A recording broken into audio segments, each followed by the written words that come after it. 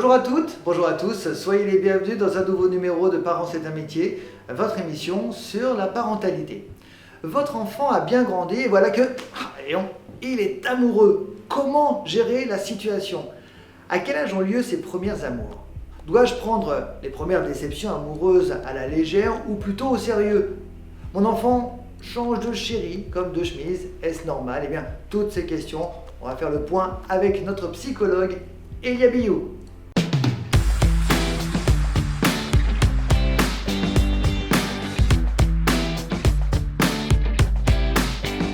Bonjour Elia, sois le bienvenu dans Parents c'est un métier. Comment ça va?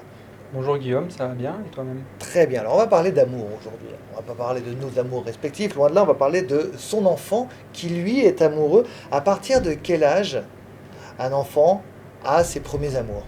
Alors, il n'y a pas réellement d'âge.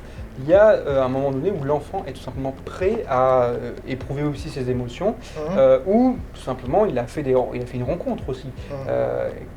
En fait, c'est comme un adulte. Un adulte va avoir tendance à aller vers des rencontres, à essayer de trouver l'amour, à chercher l'amour. Un enfant est un peu différent, c'est-à-dire que lui, il ne cherche pas l'amour, mais il cherche l'interaction avec des autres enfants de son âge, et il peut, à l'école, ou même dans le cercle familial, c'est-à-dire une cousine, un cousin, éprouver envers cet enfant-là un peu plus d'émotion. Et là, à cet âge-là, on ne parle pas de sentiments, on est d'accord, on parle même pas d'attirance, on parle peut-être de mimétisme par rapport à la famille. Un petit garçon qui va embrasser une petite fille, sa cousine, ou parce que ça arrive souvent en famille, effectivement, ou une petite fille à l'école, par exemple, ou chez la nounou, ce ne sont pas des sentiments, c'est pas de l'amour. Alors, l'enfant apprend par mimétisme. Il voit ses parents s'aimer, ou il voit des adultes s'aimer en tout cas.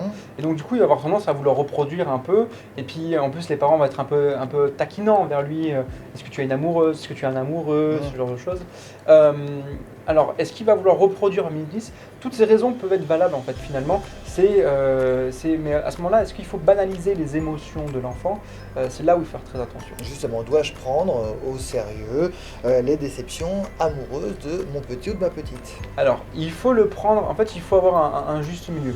Il faut à la fois le prendre au sérieux et à la fois ne pas trop en faire.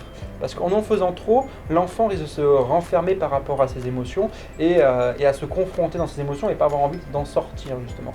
Par contre, il ne faut surtout pas les banaliser. Car pour l'enfant, à ce moment-là, c'est la chose la plus difficile qu'il est en train de vivre. Et il ne sait pas, il n'a pas la même conscience que nous, en tant qu'adultes, on peut avoir du monde et de ce qui s'entoure et des relations amoureuses. Et donc, du coup, il va avoir tendance l'enfant va avoir tendance à s'enfermer dans ces émotions-là. Donc, il faut l'ouvrir, mais pas trop non plus. Il faut qu'il comprenne que tout doucement, en fait, les choses vont se faire autrement. Nous, en tant qu'adultes, on va avoir 20, 30, 40 ans d'expérience de vie. L'enfant a 4 ans, 5 ans, 6 ans, 8 ans, 9 ans d'expérience de vie. Donc du coup, il va se baser sur cette expérience de vie pour conceptualiser, comprendre ses émotions. Et la première déception amoureuse, pour lui, elle est très difficile. Alors la vraie déception amoureuse sera plutôt autour de l'adolescence. Mais il peut y en avoir aussi avant. Et il ne faut pas banaliser, il faut l'accompagner. Et on peut aussi éviter une phrase... Justement, quels sont les mots à dire et ceux à ne pas dire? Souvent, et notamment quand on est papa et à son petit garçon qui vient de vivre une relation amoureuse intense et puis elle se termine, etc. Et le papa ou la maman aura tendance à dire une de perdue, 10 de retrouvée. C'est une phrase qui a été dite, qui est souvent dite, peut-être pour rassurer à l'origine, mais... Oui, alors, sauf que du coup, à ce moment-là, l'enfant, lui, certes, mais c'est celle qui est perdue qui est le plus important. C'est-à-dire que souvent, c'est un peu cette notion de, on va en fait mettre les qualités et les défauts d'un côté, et on voit si notre décision est la bonne ou pas la bonne en fonction d'une situation. Sauf que ça n'a pas vraiment d'équilibre, parce que une bonne qualité peut valoir 100 défauts et comme un défaut peut valoir 1000 qualités. Et c'est pareil avec cette notion de proportion. C'est pas parce que du coup on va y avoir 10 petites filles ou de petits garçons qui vont valoir celles qu'en fait on a ou celui qu'on a perdu à ce moment-là. Donc il faut faire attention et il faut en fait tout simplement l'accompagner doucement et délicatement dans ce chagrin, l'écouter dans ce chagrin d'amour, éviter la banalisation, ça c'est très important, et lui permettre justement de s'ouvrir et pas de rester fermé par rapport à ses émotions, et lui expliquer que ça arrive. Vous pouvez même vous parler de votre propre expérience et comment vous avez réussi à surmonter ça sur le plan amoureux. Une toute petite question, ce sera la dernière et on n'a pas beaucoup de temps. Mon enfant change de chéri comme de chemise, est-ce normal? Là, c'est cœur d'artichaut, comme on dit.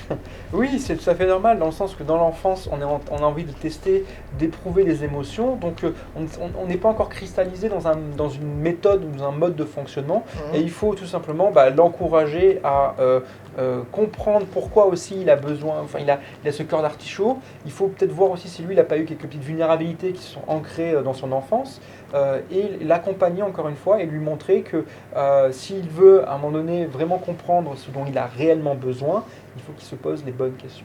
Quand on rentre, donc on est un intrus dans une chambre d'un enfant et on tombe face à face en tant que père ou en tant que mère à son petit garçon ou sa petite fille qui font un gros câlin ou ce que l'on appelle vulgairement un touche pipi, un touche zizi. Comment il faut réagir? Alors, il ne faut surtout pas réagir avec de la peur. D'accord. La sexualité enfantine existe, D'accord. c'est réel. Elle n'est pas en soi grave si les deux enfants sont consentants et s'ils ont à peu près le même âge, parce qu'ils sont au même développement psycho-affectif, donc ils ne vont pas se sentir brusqués.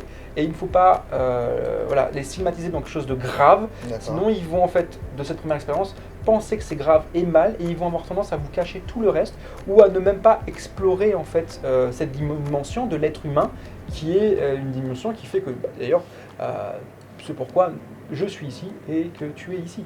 C'est donc normal. Exactement. Merci beaucoup Elia pour toutes ces informations. On aura le plaisir de te retrouver très prochainement dans un nouveau numéro de Parents c'est métier.